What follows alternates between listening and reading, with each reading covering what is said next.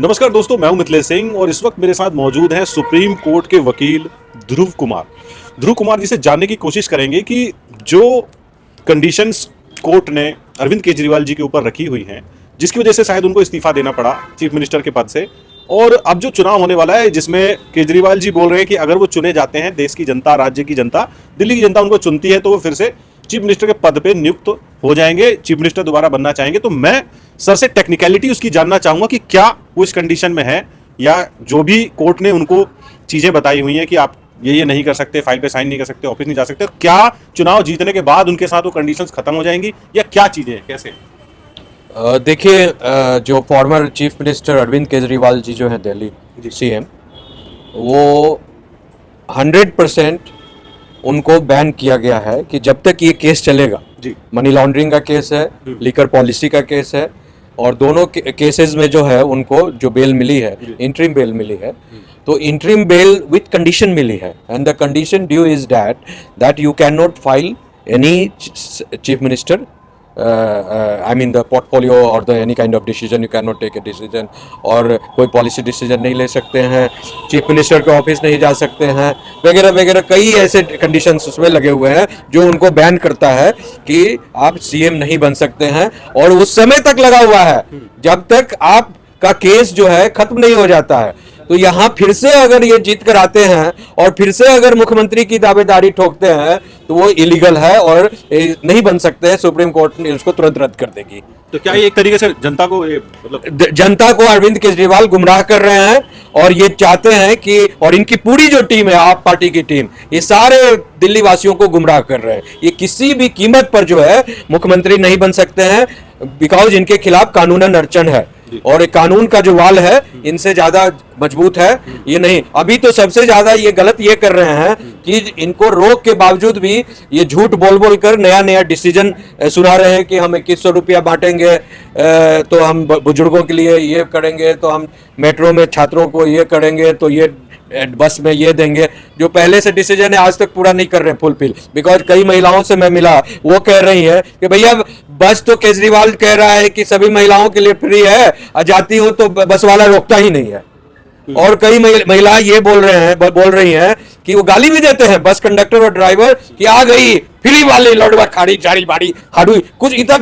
बदसूरत वाली गपे ये लोग जो है कंडक्टर्स और ड्राइवर्स करते हैं डीटीसी के, कहते हैं कि तेरी ऐसी की तैसी केजरीवाल, मैं क्यों चढ़ाऊंगा फ्री में, तू मेरे को तो सैलरी दे नहीं रहा है। और आधा से ज्यादा डीटीसी बस घाटे में जाने के कारण सैलरी तो बंद ही है सबों का,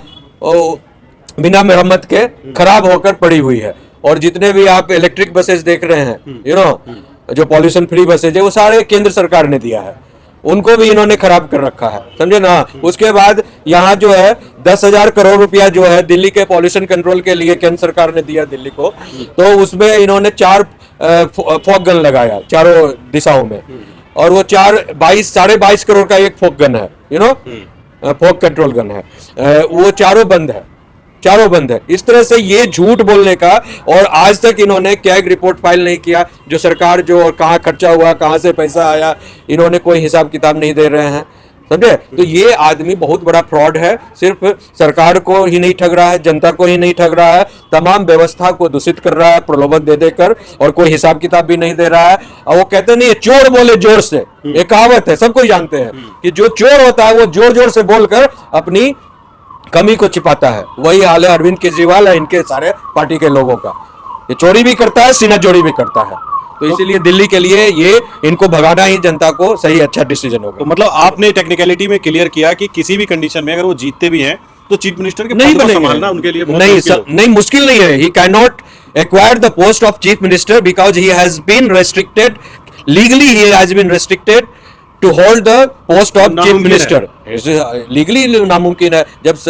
कोर्ट ने ही बंधन लगा दिया है कि आप मुख्यमंत्री नहीं बन सकते, तो आप किस आधार पर मुख्यमंत्री बनेंगे। और दूसरी बात जो है, आप पर तो अभी जैसे ही इलेक्शन खत्म होगा दिल्ली का असेंबली इलेक्शन, तो इन पर कंटेम्प्ट ऑफ कोर्ट चलेगा, ये तुरंत अंदर जाएंगे, जेल में जाएंगे केजरीवाल। हमसे लिखित ले लीजिए, एफिडेविट कर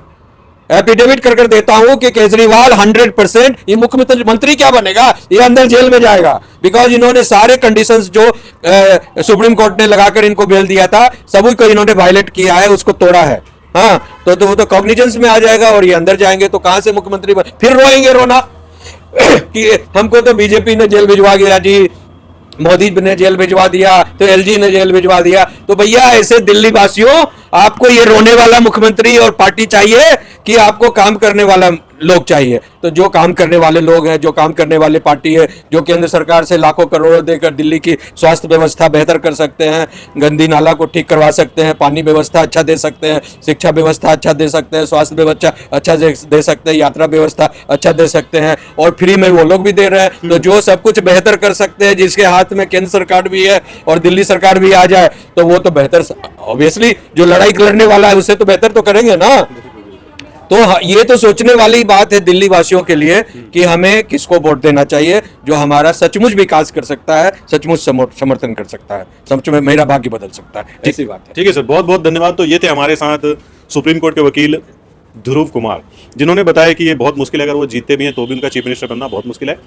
आप मेरे साथ थे कनॉट प्लेस में मिथिलेश सिंह के साथ, और ये आप देख रहे थे दिल्ली चुनाव पर मिथिलेश सिंह की रिपोर्ट सुब्रन सिंह के साथ। बहुत बहुत धन्यवाद।